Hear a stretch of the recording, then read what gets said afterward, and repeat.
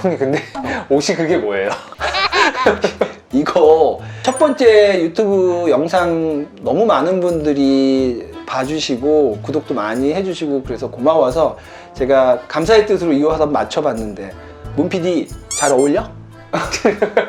열정이 느껴집니다. 더 열심히 연구하고 유튜브 촬영해서 더 많이 아는 국세청 아는 형이 되도록 노력하겠습니다. 문PD 오늘 내가 말하는 거 모르고 현금 증여했다가는 세금 폭탄 맞아. 정말 좋은 내용이니까 좋아요, 구독 눌러주시고 주변 사람들한테 공유해주세요. 절세는 염지훈. 그럼 오늘 주제는 뭐예요? 그래서 오늘은 합법적으로 현금 주는 법, 예금 주는 법, 즉 재산 증여하는 법을 말해줄게. 문PD 작년에 큰애 태어났지. 다들 알 거야. 미성년자가 10년에 한 번씩 2천만 원씩 증여세 없이 증여를 한다는 걸. 맞아요. 많이 들어봤어요. 근데 내가 지금 말하는 이 방법을 쓰면 자녀 한 명당 약 2억 원을 그냥 증여할 수 있어. 그래서 그 돈으로 집을 사는데 큰 도움이 되지. 자, 내가 오늘 겪었던 사례를 말해줄게. 한 동생이 오늘 갑자기 전화가 왔어. 듣던 목소리로 전화가 와서 형, 애가 태어났어요. 그러는 거야. 그 애가 벌써 셋째야. 셋째인데 되게 들떠서 형, 나 근데 우리 복동이 막내한테 3천만 원 증여할 수 있는 거죠? 그러는 거야. 그래서 내가 얘가 숫자를 헷갈렸나? 2천만 원까지 미성년자는 증여할 수 있는데? 이렇게 얘기했지. 그랬더니 형, 그게 아니고요. 저는 돈이 없는데 할아버지가 셋째 태어났다고 기쁘다고 2천만 원을 증여해 주신대요. 그래, 2천만 원이잖아. 근데요, 고모 할머니가 또 축하로 1천만 원을 증여해 주셨어요. 저는 앞으로 계속 이렇게 3천만 원, 6천만 원 증여할래요. 이렇게 얘기하는 거야.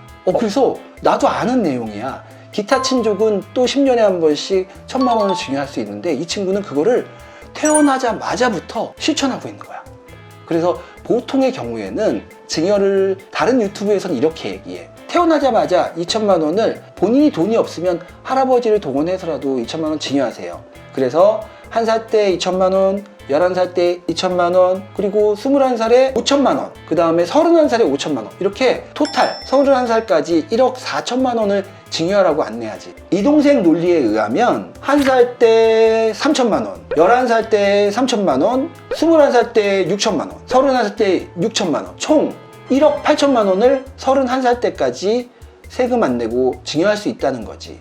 그리고 이 친구는 출산을 했잖아. 출산일로부터 2년 이내에 아버지, 장인, 양가 쪽으로부터 1억 원씩을 출산공제로서 또 증여받아서 2억 원을 증여를 받을 수 있어. 적극적으로 활용해야지, 바뀐 세법을. 혼인공제 말고 출산공제지. 출산증여공제. 그 출산공제라는 거는 2년까지만 유효한 거예요? 그렇지. 출산일로부터 2년 이내에 증여를 해야지 공제를 받을 수 있어. 약간 선물 같은 거네요. 애기 태어나면 선물이지. 애기도 선물이지만 그 애기로 인해서 부모가 양갓집으로부터 1억 원씩을 추가로 세금 없이 증여받을 수 있으니까 애기가 주는 선물이라고 봐야지. 근데 혹자는 이게 뭐가 그렇게 중요하냐고 얘기하는 분들이 있어. 최근에 내가 아는 분이 자금 출처 조사를 받으면서 호되게 고생한 적이 있거든. 내가 그 사례를 한번 얘기해 볼게. 절세는 염지훈. 오늘 내가 말할 첫 번째 사례야. 내가 아는 형님의 아들이 나이 40살이 돼서 결혼을 앞두고 주택을 샀어. 나이 40에 결혼을 하려니까 주택이 꼭 필요했는지 자금 출처가 거의 하나도 없었는데도 불구하고 아버지를 졸라서 주택을 사달라고 했지. 근데 구청에 내는 자금 출처 소명서를 내고 머지않아 한 2년 만에 조사국에서 조사를 나왔어. 그거를 소명하는 과정에서 은행 대출, 부모로부터의 차용증 이런 것들은 힘겹게 인정을 받았는데 그럼에도 불구하고 아버지로부터 입금받은 금액 그리고 그동안에 누적됐던 아버지의 증여 금액 8억 원이 적발됐어. 그래서 그로 인한 세금이 가산세 포함 2억 4천만 원이었지. 근데 이 형님은 아들에게 나이 40살이 될 때까지 단 한 번도 증여를 해본 적이 없어. 아까 말한 논리에 의하면 41살까지 2억 4천만 원까지 증여할 수 있었거든. 근데 그 증여를 하나도 안 했던 거야. 좋아. 아까 그 동생처럼 31살까지 계산해서 1억 8천만 원을 만약 증여했다면 이 친구의 2억 4천만 원이라는 추징세액은 8천만 원이 빠져. 즉 1억 6천만 원으로 8천만 원이나 되는 세금을 아낄 수 있었던 거지. 근데 그것을 놓쳤기 때문에 이 친구는 한 번에 2억 4천만 원이라는 세금을 추징당하고 굉장히 또 그걸 내면서 마음이 아팠지. 이 친구가 사실 결혼한 지 2년이 안 됐어. 그래서 지금 아버지로부터의 차용이 2억 정도 있는데 이 친구는 결혼한 지로부터 2년이 안 됐기 때문에 혼인공제 1억을 받을 수 있는 상태야. 올해 이제 법이 개정됐잖아. 그래서 지금 1억을 증여받아서 아버지의 채무 1억을 상환하려고 해. 즉 혼인공제, 혼인일로 전 2년, 후 2년 사이에 증여받은 금액은 또 공제받을 수 있다. 그거를 잘 활용해서 이 친구에게 야 그거 빨리 갚어 라고 내가 말해줬고, 그렇게 말해주니까 되게 고마워하더라고. 본인은 알지만 그걸 누군가가 말해주지 않으면 또 까먹을 수도 있으니까. 혼인한 날부터 2년이 지나면 그거는 사용할 수 없게 되는 거야. 근데 혼인으로 인한 증여공제와 출산으로 인한 증여공제는 중복해서 쓸 수 없다는 거, 요거 기억해줘. 중복해서 쓸 수 없으면 형이 봤을 때는 어떤 걸 쓰는 게 더 좋나요? 빨리 쓸 수 있는 거를 쓰는 게 좋을 것 같아. 예를 들면 결혼을 하면 결혼하고 나서 2년 이내에 쓰고, 보통 출산은 결혼 후에 이루어지니까 결혼하자마자 증여받는 게 더 나을 것 같고, 보통 결혼 안 하고 먼저 출산하는 경우는 그렇게 흔한 건 아니니까 먼저 할 수 있는 걸 하고 그리고 또 10년을 맞이하는 게 좋을 것 같아. 절세는 염지훈. 다음 사례를 말해줄게. 최근 모 항공사의 기장님들 상대로 내가 강의를 한 적이 있었거든. 근데 그 강의가 끝나고 그날 밤에 모 기장님한테 급하게 전화가 왔어. 기장님이 좋은 매물이 나와서 부동산을 취득하고 싶은데 한 10억이 모자라다는 거야. 그래서 내가 그러면 부모님한테 차용하시게요? 그랬더니 자기는 그냥 깔끔하게 부모로부터 10억 원을 증여받겠대. 그래서 내가 세금이 꽤 많이 나올 텐데요 그랬더니 자기 아버지한테만 10억을 증여받는 게 아니라 5억은 본인의 아버지, 5억은 장인어른이 딸에게 증여를 해서 5억씩 증여를 받겠다는 거야. 그렇게 나한테 보내온 표야. 이분이 필요한 돈은 10억인데 이 표처럼 하면 약 6,500만 원을 아낄 수 있어. 즉 아버지가 아들에게 10억을 단독으로 증여하는 것보다는 아버지가 아들에게 5억, 장인어른이 딸에게 5억 이렇게 증여하면 자그마치 6,500만 원을 아낄 수 있는 거지. 그리고 어차피 아들이 혼자 증여받아서 수일이 지난 다음에 아내에게 또 50%를 재증여할 때 그때 또 증여세를 낼 바에 각자 취득을 하면 추후에 부부간 증여로 인한 그 부담을 또 줄일 수 있다는 거.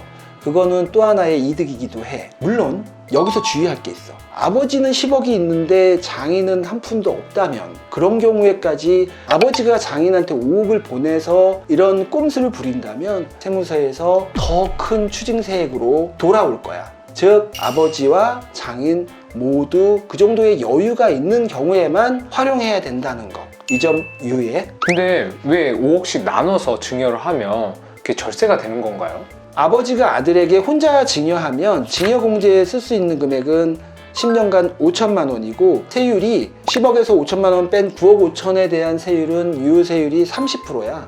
그런데 5억 증여하면 일단 기본적으로 공제 금액이 5천 1억이 되고 또한 세율이 30% 적용했던 게 20%로 낮아지면서 즉 공제 금액은 높아지고 세율은 낮아지기 때문이지. 그렇게 해서 아낀 세금이 자그마치 6,500이야. 절세는 염지훈.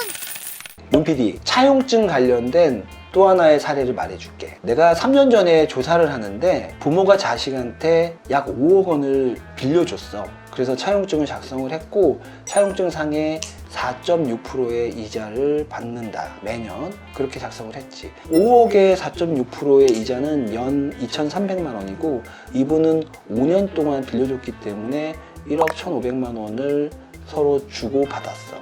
근데 이 과정에서 이분이 놓친 게 하나 있어. 이분은 깔끔하게 하기 위해서 4.6%의 이자를 받기로 약속을 했고 그 이자를 실제로 지급을 했는데 원칙적으로 이 이자 2,300을 매년 지급할 때는 27.5%의 비영업대금의 이자를 원천징수해서 아들이 납부하게끔 돼 있어. 근데 그 아들은 그걸 몰랐고 하지 않았어. 그리고 이 아버지는 다른 소득이 되게 많아서 종합소득세율이 45%에 주민세까지 49.5%를 또한 신고 납부를 했어야 되는데 원천징수도 하지 않았고 마지막에 종합소득세 신고 납부도 하지 않았어. 그래서 이분이 가산세 포함해서 2,300만 원 곱하기 5년 1억 1,500만 원에 대한 종합소득세를 추징당했는데 그 금액이 7천만 원이야. 아, 금액이 크지? 네, 너무 큰데요? 즉 이자가 1억 1,500만 원 받으면서 그에 따른 소득세 신고를 하지 않았다고. 한꺼번에 추징된 게 7천만 원이니 세금을 신고 납부하지 않으면 가산세도 많이 붙기는 하지만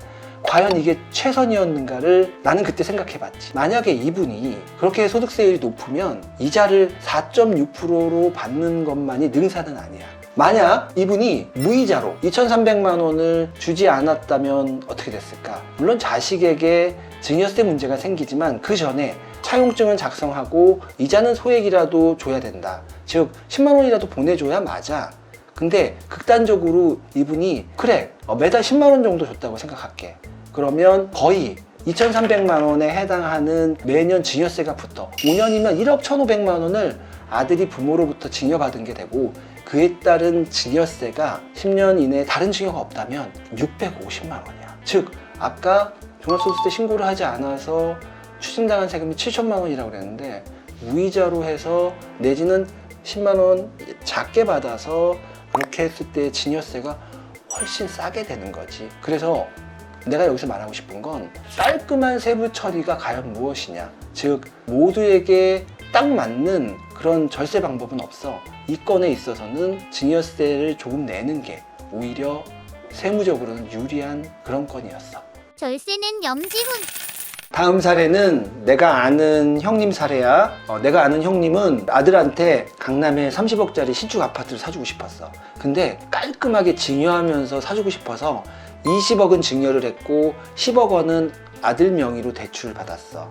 즉 30억 원짜리 신축 아파트를 취득하면서 뭐 20억에 대한 세금 6억 2천만 원을 신고하고 납부까지 했어. 그래서 내가 와, 형 대단하다.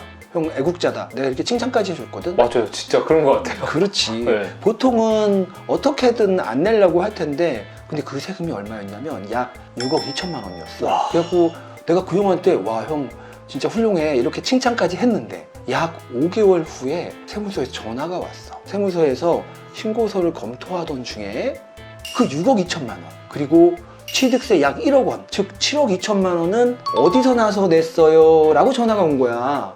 근데 이 아들은 사실 다른 돈이 하나도 없었어. 내가 아까 말한 것처럼 조금씩 증여라도 했다면, 그리고 그 돈을 넣어놓고 예금에 이자라도 붙어서 조금이라도 늘었다면 그 돈으로 어떻게 해볼 뻔했는데 이 형의 아들은 그 증여도 안 해놓은 거야. 그래서 6억 2천, 1억, 7억 2천에 대한 증여세가 또 고지됐어. 한마디로 그 증여세를 어떻게 냈냐고 추궁하는 과정에서 3억이라는 고지서가 날라왔어. 그래서 형님은 자기는 깔끔하게 한다고 했는데 아, 이게 깔끔한 게 아니구나 라고 얘기하시더라고. 그래서 나도 미안했어. 처음부터 그 형한테 형 증여세는 어떻게 줄 거예요? 라고 물어봤어야 되는데 제대로 말을 안 해준 나도 문제가 있지. 여기를 통해서 이제 여러분들한테 좀 말해주고 싶고, 그리고 만약에 증여세가 한 번에 6억 2천이라면 아들이 그거를 한 번에 내기는 너무 어려워. 그래서 증여세 연부연납제도, 즉 5년간 6회로 나눠서 내는 그 제도를 활용했다면 아들이 추후 소득이 발생하면서 그것들을 내는 모양새를 갖추고 뭐 실제로도 다른 돈 아껴서 세금을 냈어야지. 그 취득세 1억은 한 번에 낼 수 없었다 하더라도 증여세 6억 2천은 6번으로 나눠서 1억씩 했다면 한 번에 그렇게 증여세 폭탄을 맞는 일은 없었을 것 같아. 와, 그러면 아들한테 강남에 있는 아파트를 사주고 싶다면 그 아파트 가격 뭐 20억이라고 치면 20억도 줘야 되고 20억에 대한 증여세도 줘야 되고. 그렇지. 와, 거기에 취득세도 생각해야 돼. 취득세도 줘야 되고. 고가의 아파트는 취득세도 만만치가 않거든. 절세는 염지훈. 오늘의 결론 1. 아기가 태어나면 조부모가 2천만 원, 기타 친족이 1,000만 원 증여하자. 2. 부모와 장인으로부터 나와 배우자가 각각 증여받아서 세율은 낮추고 공제는 늘리자. 3. 부모한테 돈을 빌릴 거면 차용증은 꼭 작성하고 이자는 소액이라도 꼭 드리자. 4. 차용하면 언젠가 꼭 갚아야 한다. 갚지 않으면 그것도 증여다. 5. 증여에 따른 증여세는 수증인이 내야 한다. 증여세를 증여인이 또 내주면 그것도 증여다. 능력이 안 되면 연부연납해서 나눠서 내자. 절세는 염지훈. 문 PD, 내가 상속세, 증여세 조사를 100건도 넘게 하면서 똑같은 사례를 단 한 건도 본 적이 없어. 상속세, 증여세 신고부터 조사 대응까지 모두 각양각색이기 때문이지 조사 대응하는 방법도 매우 어려워. 그래서 획일적으로 이거다 저거다 말하기는 매우 어렵지. 그런데 상속세, 증여세 때문에 혹시 골머리 썩는 분들이 있다면 문 PD 형한테 전화해.